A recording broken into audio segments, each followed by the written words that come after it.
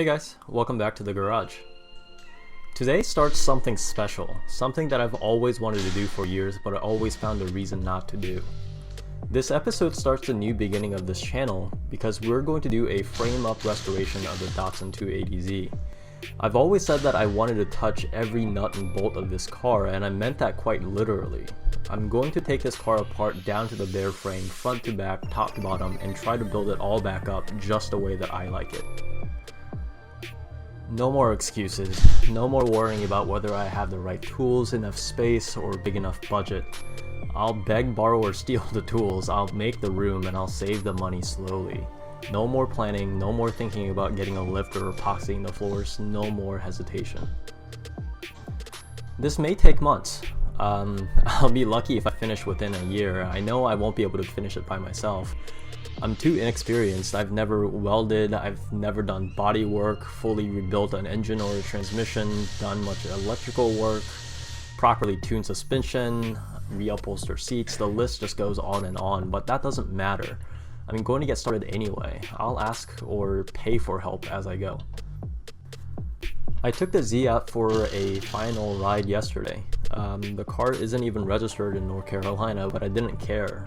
This was the last time I'll drive the Z for a while, and the last time it'll be in this state. It's original, but it's worn, tired, rusted, and duct tape is holding together the seats and the steering wheel. The next time I drive it, it may be unrecognizable. It may have a different engine, different suspension, different look and feel. It'll be better, but I wanted to remember this car in this state for the last time. From now on, I won't be talking too much while I'm working on the car. It's too distracting and it slows me down. I'll try to voice over the video so I can have you guys along for the ride. I won't be doing detailed how-to guides either because I'm in no position to teach anyone anything that I'm about to undertake. I'll try to show as much as I can in the video, and if you guys have any questions, I'll try to answer them in the comments.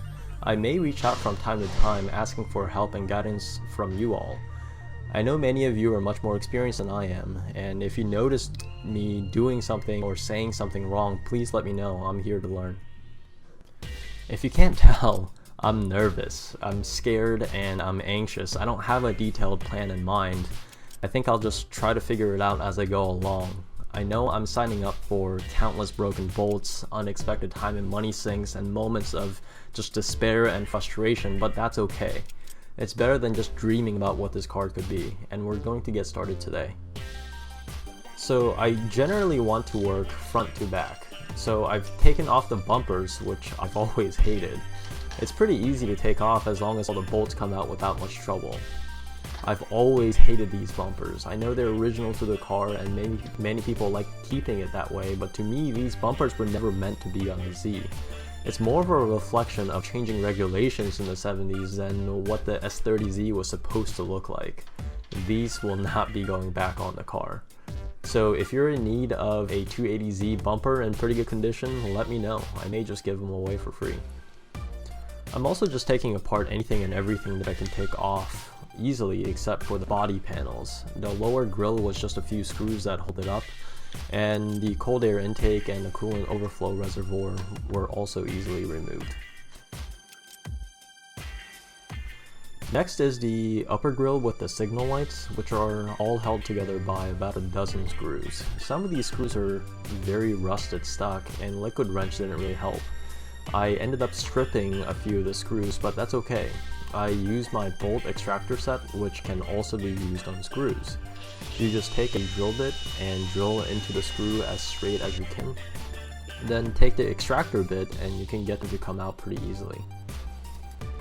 Make sure you push into the screw as you rotate the extractor bit to help the teeth bite into the screw.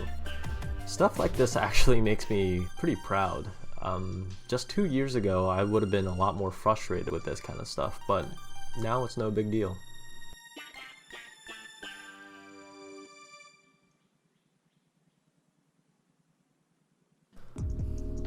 I think there's actually something really satisfying about removing screws and nuts that have been in place for decades.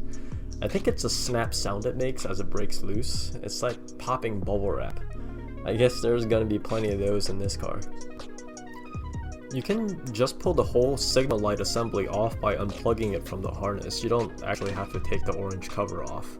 I just wanted to check what was inside, which was nothing really interesting, just a rubber gasket and a round bulb that was stuck to the socket.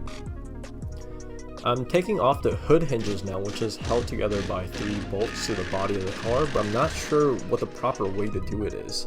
So I'm just unbolting them without taking the tension rods off. I thought it might explode or something, but it didn't do anything exciting. I can tell putting them back on is going to be a hassle though.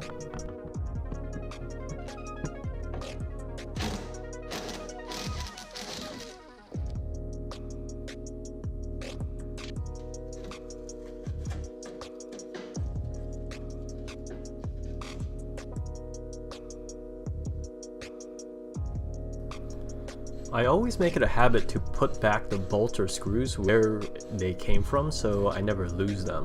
There's nothing more frustrating than having a bag of mixed bolts that you have no idea where they came from. Also, I'm kind of digging how the Z looks without all the stuff in the front. Reminds me of a gaping mouth of a stingray or a whale shark. No time to admire though. The next to remove is the radiator, but the coolant needs to be drained first. While we're waiting for the coolant to drain, we can start loosening up the radiator hoses. This is a new aluminum 2-core radiator that I had installed since the one that came with the car was busted and leaking. The hoses and the hose clamps are new too, so they didn't put up much of a fight. I unbolted the radiator, but it still wasn't done draining, so I guess I'll remove the carbon canister next. I'm pretty sure this isn't coming back either since I can't find a replacement part for this, and I'm pretty sure it's not doing much. I'm still labeling the hoses anyway, so I won't get confused later. With the coolant drained, at least from the radiator, it can now be pulled out. Be really careful with the radiator fins, they will bend really easily. In fact, the fins are so fragile that they'll bend from bugs hitting them. Now that the radiator is out of the way, we can now pull the fan and the fan clutch off. This isn't really necessary since it can be taken out with the engine, but I prefer to do it now so that the fan can't accidentally be damaged if this engine swings the wrong way on the hoist. By the way, when storing the fan clutch, make sure you put it radiator side down and engine side up. Apparently it can ruin the clutch if stored the other way. Okay, let's get serious now. I want to have the engine removed by next weekend, so let's prepare by removing all the wires, vacuum lines, and hoses. The one thing I don't like about the fuel-injected version of the L28 is that it just looks crazy messy.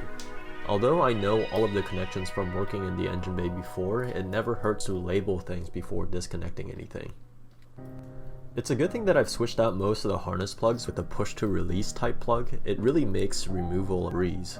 I remember the first time I tried to remove all these plugs, it was hours of swearing with a screwdriver. For some of the older hose clamps, they were so stuck on and rusted that I ended up stripping a lot of them. I resorted to cutting either the hose or breaking the clamps to get them to come off. All of these will have to be replaced anyway. The alternator really doesn't have to come out right now, but it does stick out quite a bit from the block, and I'm just removing it so that the engine comes out easier later without catching anything. Disconnecting the fuel rail is never fun because gas gushes out. You can run the engine without the gas pump running to minimize spills, but I didn't really care. Gasoline evaporates really pretty fast anyway. Now the fuel filter is another story. That thing does hold a lot of gasoline. As soon as you disconnect it, it will start flowing out. So do make sure you're holding a rag underneath. Or you can try to put your finger over the hole and make a mess anyway, like I did. Anything that I can easily remove is coming out. Like I said before, I'm stripping it down to the bare frame, so all of the brackets are coming out too. I honestly don't know what parts are coming back in the bay, but regardless of the engine that I choose, I think I'll go for a minimalistic engine bay look. I'm not a big fan of all the stuff mounted on the inside of the fender. Even though I feel confident that I'll remember how all of the wires need to be connected, it never hurts to take a bunch of pictures so you have your own reference guide when it's time for assembly. Remember, disassembly is 10 times easier and less confusing than putting things back together.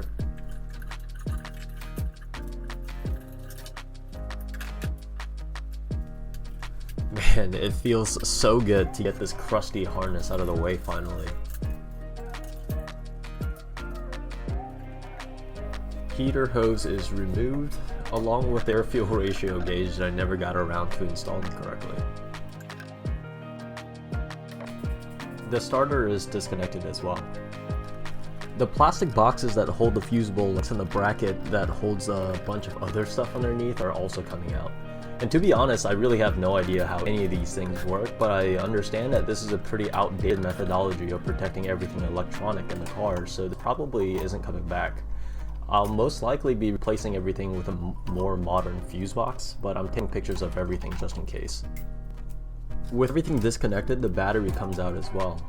You can tell that the area beneath the battery isn't in such great shape, and the battery platform will most likely need to be cut out so I can deal with the rust underneath it. I plan on taking out the engine separately from the transmissions. The starter will need to come out as well. It's just 2 bolts that hold together, one on top and one on bottom. The 2 bolts are 2 different lengths, so take note of that. You might want to loosen the top bolt second so that the star doesn't fall on your face. The throttle linkage can be disconnected easily by pulling out the cotter pin that holds it together. Place your hands around the point of the linkage while separating them so that the spring and the washer doesn't get away from you.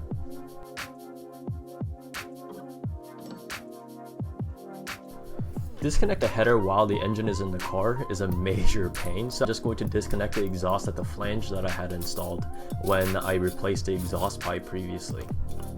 The previous exhaust pipe was welded from header to muffler, and I had to sawzall it apart to uninstall it. You may have to do the same. The oxygen sensor that I had installed to run the air-fuel ratio gauge isn't budging, and I was getting worried about shaking the car so much while it was on jack stands, so I'm just wrapping the cord around the exhaust. I'll deal with it later when the whole thing is out. While I'm down here, I may as well get the bell housing bolts too. As far as I can tell, there are 6 bell housing bolts.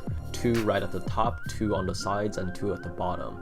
Use a U-joint and a long extension to get at them using an impact driver or a wrench. It'll save you a lot of time, and probably some knuckles.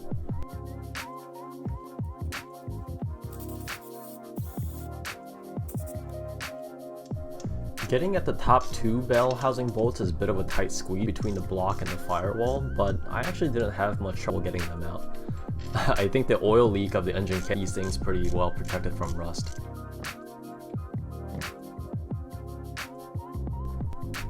Cool, that just about wraps it up for this weekend. I know I didn't get a ton accomplished, but at least I got started, right? The engine is now ready to be pulled out, disconnected from everything but the engine mounts. The parts are going in a plastic container and I probably won't see them for a while. I'm actually thinking about getting a cheap storage unit somewhere just to store all the body panels and parts because I think they'll start filling up this garage really soon. Anyway, thanks as always for tuning in. Next weekend I'll be pulling out the engine and hopefully also the transmission.